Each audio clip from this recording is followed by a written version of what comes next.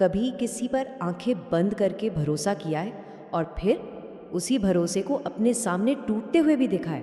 آج ہم ایک ایسے ہی موضوع کی گہرائی میں اتر رہے ہیں جو ہم سب کی زندگیوں کو کہیں نہ کہیں کبھی نہ کبھی ضرور چھوتا ہے، اور وہ موضوع ہے دھوکہ دہی۔ اس کو سمجھنے کے لیے ہم میجر ریٹائرڈ طارق محمود کے تجزیے دھوکہ دہی کا ڈھانچہ سے مدد لیں گے۔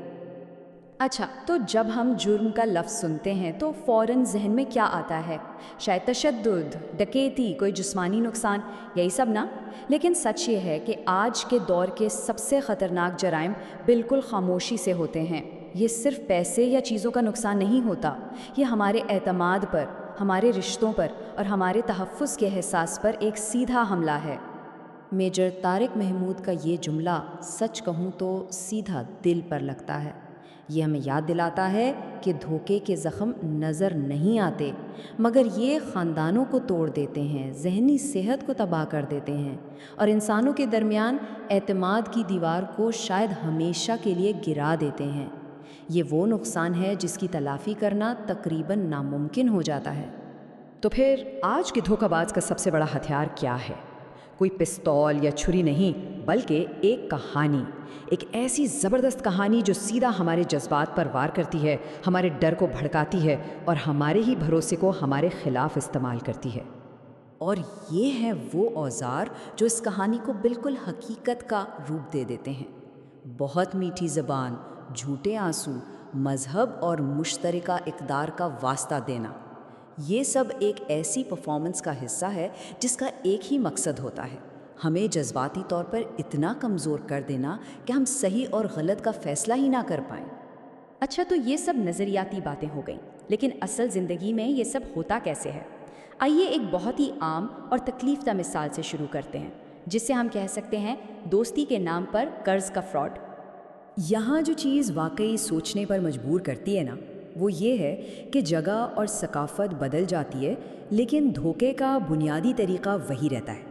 چاہے جنوب مشرقی ایشیا میں بچے کی بیماری کی کوئی جذباتی کہانی ہو، یا کینیڈا میں ٹرکنگ کے کاروبار کا کوئی سنہرا خواب، نتیجہ ایک ہی نکلتا ہے: پیسے کا نقصان اور ایک قیمتی رشتے کا خاتمہ۔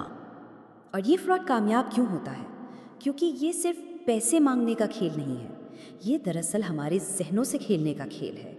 دھوکہ باز ہمیں فوری مدد کی مجبوری کا احساس دلاتے ہیں، دوستی کا واسطہ دے کر پیسے واپس مانگنے پر شرمندہ کرتے ہیں، اور بنا کسی لکھا پڑھی کے ہمیں بالکل بے بس کر کے چھوڑ دیتے ہیں۔ لیکن یہ کہانی صرف ذاتی دوستی تک نہیں رکتی۔ یہی حربے، یہی ہتھیار کاروباری دنیا میں بھی اتنی ہی آسانی سے استعمال ہوتے ہیں، جہاں پارٹنرشپ میں رکھے گئے اعتماد کو ایک مہلک ہتھیار بنا دیا جاتا ہے۔ یہاں بھی دیکھیں، طریقے الگ ہو سکتے ہیں۔ ایک جگہ اندرونی فراڈ ہے، دوسری جگہ بیرونی سابوتاج، مگر نتیجہ وہی تکلیف دہ ہے۔ ایک پارٹنر اپنی زندگی بھر کی جمع پونجی گنوا بیٹھتا ہے، جبکہ دوسرا اسی پیسے سے ایک نیا کاروبار شروع کر لیتا ہے۔ یہ ایک ایسی کہانی ہے جو افسوس کے ساتھ دنیا بھر میں بار بار دہرائی جاتی ہے۔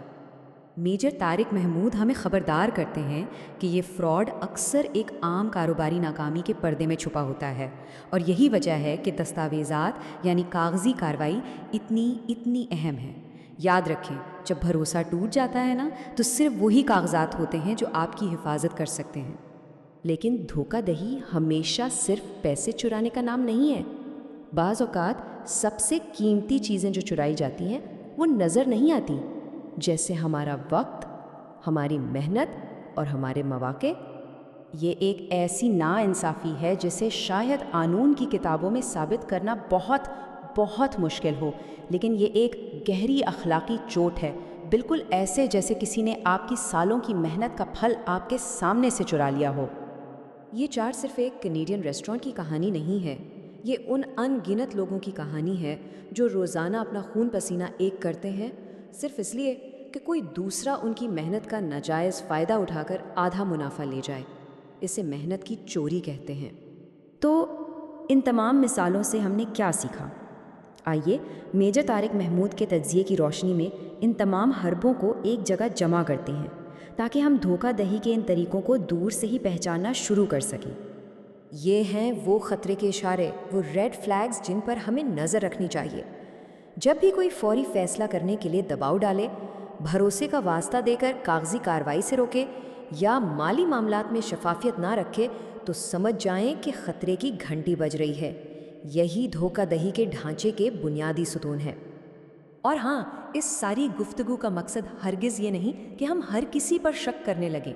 مقصد صرف یہ ہے کہ ہم سب باخبر اور چوکس رہیں، کیونکہ اس جنگ میں علم اور آگاہی ہی ہمارا سب سے بڑا دفاع اور سب سے بڑی طاقت ہے۔ اور آخر میں یہ تجزیہ ہمیں اس اہم سوال پر لا کھڑا کرتا ہے کہ ہم خود کو دھوکے سے کیسے بچائیں، بغیر اس کے کہ ہم اپنے دل کے گرد ایسی دیواریں کھڑی کر لیں جو سچے اور حقیقی رشتوں کو بھی اندر آنے سے روک دیں۔